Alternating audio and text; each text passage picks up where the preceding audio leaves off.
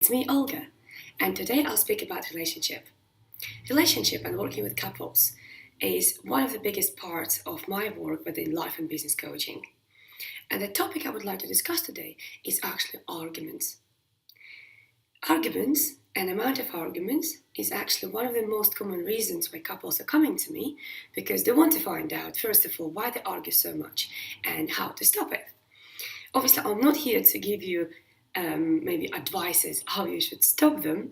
What I would like you to point attention and what I would like you to remember that when you are speeding and you get a ticket, what happens next? You get annoyed, you get angry, and you have to pay the penalty, and then you, of course, have to get the points on your driving license. So the government argument with you about speeding is actually issuing you a ticket. And here, you either learn the lesson and you don't speed anymore, or you don't learn the lesson and you continue speeding until the next ticket. And then you continue speeding until the next ticket. And so go on until you get banned of driving. The same happens with arguments. You argue because something is not right.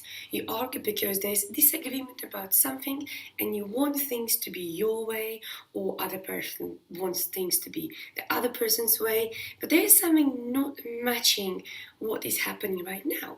And therefore, of course, the other person, might be you, want to discuss it and, of course, solve it.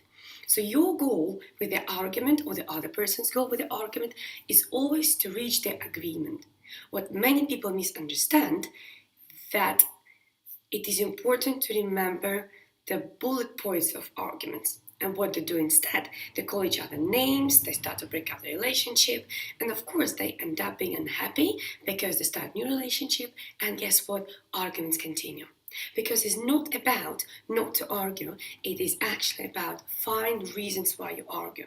And the most interesting fact, when you actually start writing things down as you argue, you will find out that most likely you will have the same reasons of arguments again, and again. Because let me put it this way, if your partner is arguing with you because you're not tidy, it will never stop until you become tidier. If your partner is arguing with you because you spend too much money, it will never stop and you will argue again and again unless you start spending less. Okay? So for you, tip number one is always and always try to get to the bullet point of why do you argue. And if it is repetitive bullet point, that means you have to discuss together and find solution how we can kill this and never do it again.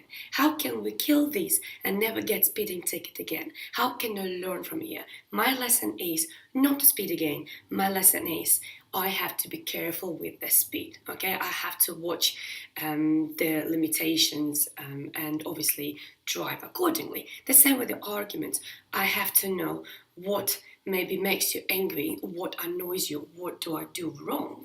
Or maybe you think it's wrong, so let me just prove you it is not wrong. Let me just show you why I do it. And then from here, you start building a new reality. From here, you actually have an agreement how things must be from today. On the other hand, of course, there are people who will argue just for the sake of arguing. That means they need your attention. Okay, so if there are no bullet points which is consistent from one argument to another, most likely they just want your attention. So just ask them face to face, are you seeking my attention? Do you need me to compliment you? Do you want me to give you more attention, more cuddles or more things to do together? You know, everybody's love language is different, but here of course it's important to ask you, what do you want from me? What are you trying to achieve with this argument? And most likely people will just say straight to your face, you don't give me attention, or you haven't had enough compliments that our women think. And then just listen to that and remember that. Okay, so even if the bullet points are happening from argument to argument, or they're all different, there's always a reason why a person is arguing with you.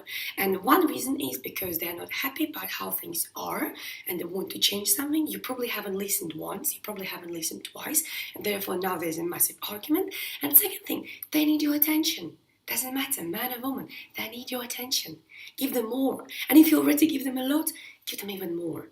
or just find their love language. Well, love languages is for another topic, but yes, here today, think about your arguments. And I know everybody argues, everyone. I do not believe when couples say we don't argue. Mother and daughter, mother and son, son and a father, daughter and father, all people disagree and argue. And argue not necessarily means you have to shout at each other. Argument is when you disagree and you try to prove points with each other. Maybe some people think we don't argue because we don't shout at each other. That's great, thumbs up. But it doesn't mean you don't argue. Okay, so nothing wrong if you argue. Just make sure you learn from your arguments and make sure you actually do something so you work towards your relationship. Happy days, enjoy your relationship, and I hope it helps. It was Olga. Thank you very much.